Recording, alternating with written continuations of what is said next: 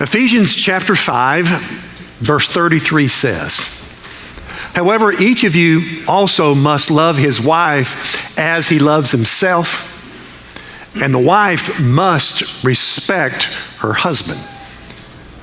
This is a hard saying. The husband must love his wife like himself, and she must respect him. Those are huge responsibilities. Let's talk about what this means. There is a moment that happens in some marriages that changes everything. It doesn't announce itself. There is no dramatic argument, no betrayal, no crisis. Just a comment. Maybe at dinner with friends. Maybe in the car on the way home. A small joke at his expense. A dismissive wave of the hand. A public correction that carries a little edge. And something shifts. He feels it immediately. Not anger, something deeper. And he can't quite place it. And the wound, he can't quite place. She might not even register what happened. After all, everyone laughed. But he knows something that used to be there is gone. What disappeared wasn't affection, it was respect. At once, respect starts leaking out of a marriage, everything else begins to destabilize. Let me tell you about a real conversation. The names are changed, dates altered. The dynamic is real, however.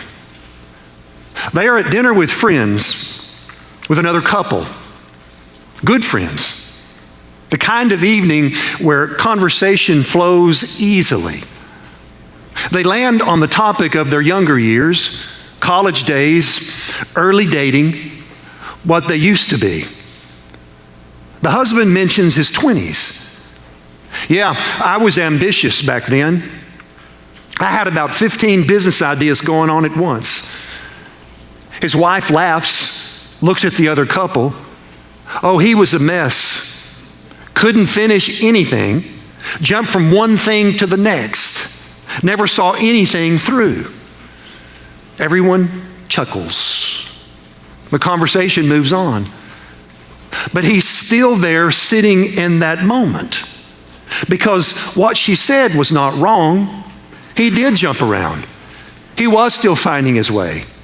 But the way she said it, the tone, the public frame, the casual dismissal, it re-narrated his entire story, and it hit him like a ton of bricks. What he remembered as drive became irresponsibility. What he thought was initiative became instability. What felt like vision became incompletion. She didn't describe his past, she reclassified it. And she did it in front of people who matter. And this is when he realizes, when did the meaning of who I am change? This matters more than we think. Paul's instruction in Ephesians chapter 5, verse 33 is simple. Husbands, love your wives. Wives, respect your husbands. We spend a lot of energy on the first half. Husbands, love your wives, and rightly so. And we know what that looks like. Sacrifice, service, Christ and the church. But respect, we stumble over that word. It feels outdated, hierarchical, fragile. So we soften it. We say respect means honor, and honor is mutual. True, but not precise. Paul doesn't say honor each other. Do you see that? So if he doesn't say that, what does he mean? Paul is talking about callings. A calling from God means you don't invent your purpose, you receive it. So in verse 33, he's assigning responsibilities, not describing personality traits. So Paul speaks to identity first, then behavior. Thus, the wife is called to respect her husband as a husband. Not generically, not conditionally as a part of God's design. Why? Because men and women receive love and experience injury in different ways. A wife feels loved when her husband moves toward her with presence and attention. A husband feels valued when his wife believes in him and honors his direction. Every man knows this. When respect disappears, he doesn't feel criticized, he feels erased. Paul says both the husband and wife carry responsibility. He is called to love sacrificially. She is called to respect him intentionally. But here's the caveat. Neither calling depends upon the other's performance. Now that, on a scale of 1 to 10, is about a 15. Does everybody hear me? Neither calling depends upon the other's performance. And that reflects back on what we talked about last week. That is why today we talk about the dynamics between husband and wife. Not to excuse, but to understand. Understanding helps you to repent rightly and rebuild wisely. So let's talk about the real problem beneath the surface. Are you ready? Not skim over, but let's kind of get down below and see what's down there. What happens when respect drains out? The easy answer? She is disrespecting him. She needs to stop. But that answer is incomplete. Why? Disrespect is a signal, a symptom. Disrespect shows up when coherence breaks down. In a healthy marriage, there is a center of gravity. Everybody hold on to that word. We refer to this as male spiritual leadership.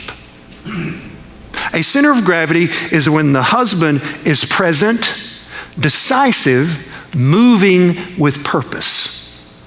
Not dominating, not demanding submission, but through direction. In other words, he is clear about where the family goes. However, when that center weakens, the system compensates. Then, as a result, the wife searches for stability. And the main way she searches is by testing her husband. She wants him to be worthy of her respect. See, respect for him provides grounding for her. This is how God made her. So when she doesn't sense grounding, something shifts.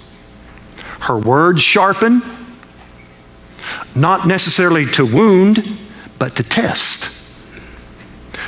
Why does she do that? She's looking for something to lean against.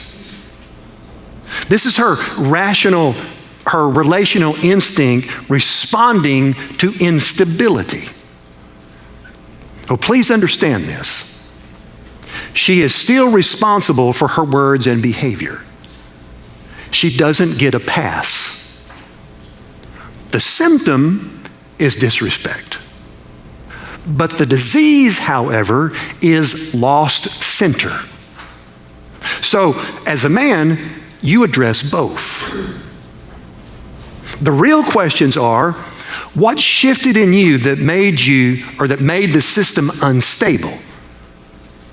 When did you stop leading? And this is the hard part. Recognizing it and admitting it. As difficult as it is to admit, somewhere along the way, you stopped living from initiative and started managing life. You became reactive, not directional. Even approval seeking, not purpose driven. Maybe it's because of career pressure or financial stress or kids or exhaustion. I mean, you're still working hard, but you've lost the internal anchor. You're no longer asking, what does God require of me? Now you're asking, how do I keep everybody happy? That shift destroys. It destroys because your presence thins. Your decisiveness dulls. Your confidence becomes contingent on response. Your wife feels it. She knows something is missing.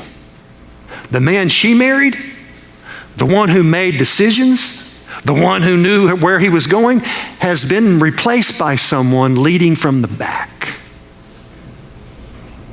Now, let's talk about the biblical framework.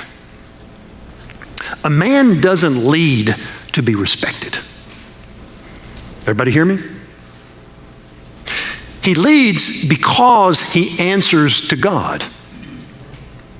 Leadership aimed at admiration becomes performance, and everybody knows it's fake.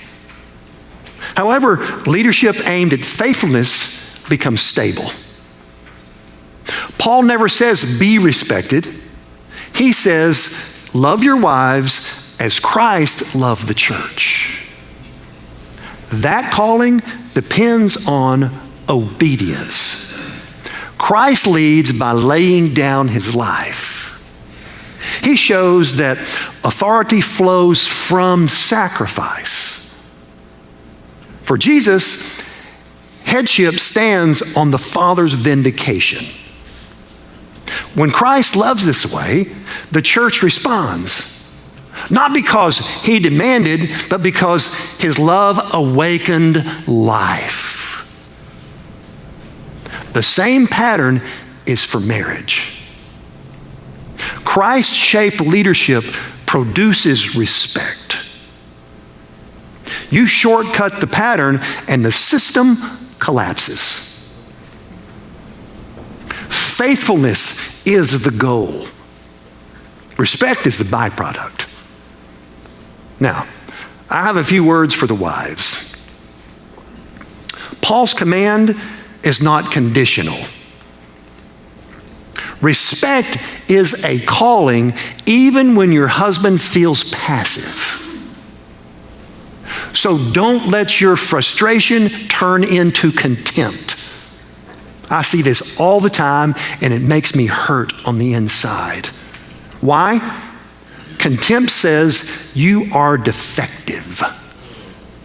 Does everybody hear me? Wives, are you listening? You make your husband feel as if he were defective. In effect, erasing him. Public contempt confirms his deepest fear. So please listen. If contempt has taken root, confess it. Not because he earned respect, but because God commanded it. Did you know that honor spoken over a struggling man partners with the Spirit? You ever thought about that? Why, you ask? Because your respect becomes catalyst. And he depends on the way you depend on him.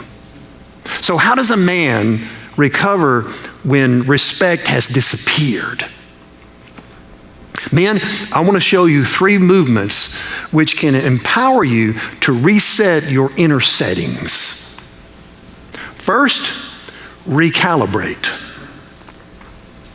Stop the spiral. Don't react emotionally. Don't defend. Don't withdraw into silence or explode. Instead, pause. Get alone with God. Recenter on obedience. And ask yourself the hard question. Where did I lose my center? And this isn't about blame. It's about honesty. When did I stop living from calling and start living for approval? When did initiative become passivity? See, really, recalibration begins with locating yourself again under God's authority. There is no other viable way to turn this around. Recalibrate. Second, address the situation. This doesn't mean dominance. It means establishing a clear and calm boundary. If disrespect has passed into public humiliation or private contempt, it must be addressed with your wife. Not in that moment and not in front of others, but privately, directly, and without anger. You can only talk to your wife effectively if you've done the work of recalibration. So, guard how you speak about each other. As I've always said, there has to be a line in your relationship with your spouse that you do not cross. And everybody in here knows exactly what I'm talking about. Because once you cross that line, it's hard to come back. And it's all built upon respect and honoring each other. And seeing that you are not perfect either. In fact, even saying the comment, well, nobody's perfect, is ridiculous. Don't you think that when you hear that? Well, nobody's perfect. Anyway, I digress. Third, rebuild. This is the long work, the real work. You rebuild by becoming the man God called you to be. Everybody listen. The man God called you to be. Not the man she wants. Not the man you think will make her happy. The man God designed you to be before the foundation of the world. That means recovering initiative. Making decisions without endless consultation. Do you hear me, men? Leading spiritually. It means moving with direction again. And here's what happens. When you build from that formation, respect returns. Not because you demanded it, but because the system restabilizes around something solid. And what is that something solid? God. We know what He says. We must have a will that's willing to surrender to do what He says, even when we don't feel like it, because He says for us to do it, and we believe that if we do what He says, we'll be blessed because of it. We have to be willing to do things where we don't get something back in return, just like Christ who died for us. Now, let me end with the deepest truth of all. Your wife's respect, as important as it is not ultimate. You stand before God.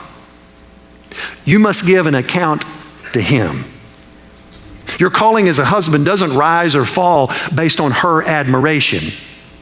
It rises or falls if you obey God or not. Does everybody hear me? It rises or falls if you obey God or not. That's liberating because it means your relationship isn't held hostage by her moods or her responses or her seasons of doubt. Firm foundation, unshakable, knowing, understanding, then your leadership is grounded in obedience. And when you lead from that place, something remarkable happens. The pressure lifts, the anxiety fades, the need for validation quiets. And in that stability, respect returns naturally. Not because you engineered it, but because you became the kind of man who doesn't need it to know who he is. The stability returns, respect follows. So if you're there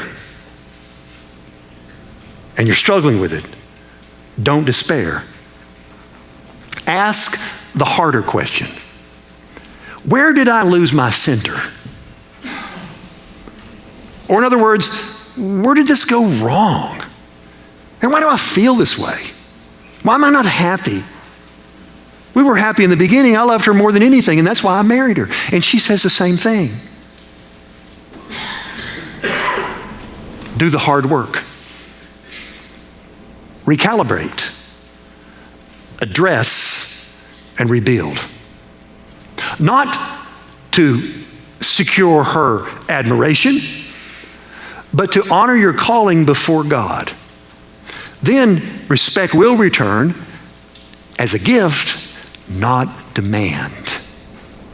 And God promises us, if we do this, he will bless us.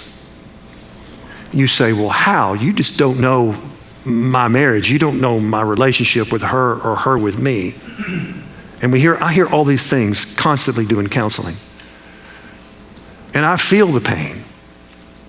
I've experienced it myself. But here is the undergirding truth that we all must remember. God resurrects the dead. Nothing is impossible with God. What we see as impossible, for God, it's nothing. But until we surrender and be obedient to God, rarely does provision come. We must surrender and believe that God's power will be pushed into our lives, into our relationships, so that these things can not only be healed, but can be wonderful again. As I just said, and I close, because with God, nothing, absolutely nothing is impossible. And so we say to honor him, to the only eternal, immortal, and invisible God, who alone is wise. The church says, the honor and glory forever and ever. Amen. If our shepherds can serve you today, if you'd like prayers, or if you'd like to confess something before the church, we provide this moment. Or if you'd like to come to Christ today, as Grace did this last week with Lewis and Rama. And we're so happy to have her as a part of our family, and we know that she's watching today. If you need anything, would you please come now as we all stand and sing.